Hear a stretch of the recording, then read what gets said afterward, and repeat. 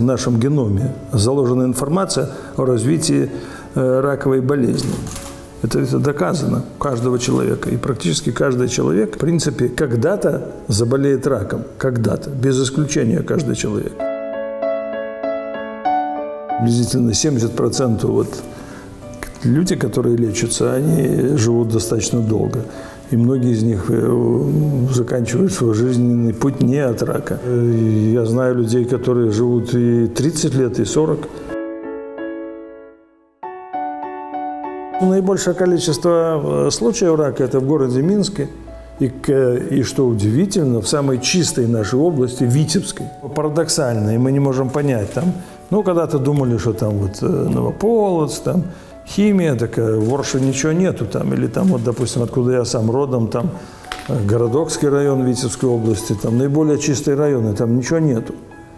Там количество жителей уменьшается больше, чем в других регионах нашей страны, но количество рака там больше, чем на той же Гомельщине или Брестщине, там, где, оказывается, там, где регионы подвержены вот Чернобыльской катастрофе. Раньше это были какие-то калечащие методы, разгромные операции, и человек оставался инвалидом. Все, что мы делаем, мы направляем на то, чтобы человек не был инвалидом. Сейчас тенденция такова, чтобы он работал, чтобы он нормальным человеком стал. От 60, некоторые до 70% на ранней стадии. Мы говорим, что это полное излечение от рака. То есть небольшая операция там или какая-то еще, даже не операция, а манипуляция какая-то. Люди у нас стали жить долго, да? И у нас, в том числе в Беларуси, тоже достаточно уже. А за рубежом там и 80, и 90 лет. А вторая точка, вторая оборотная сторона медали продления жизни человека – это развитие онкологических болезней.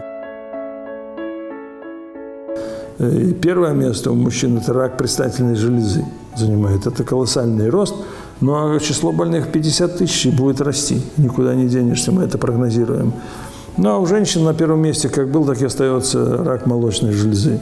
К сожалению, эта проблема около 5 тысяч выявляется женщин ежегодно.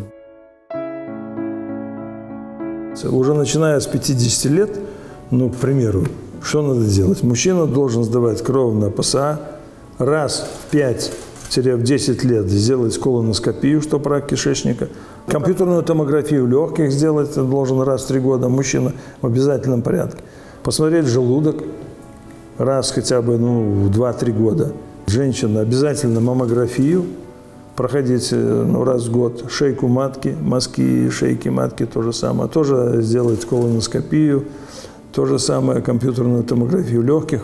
Представляете? Только тогда мы можем не упустить диагноз рака.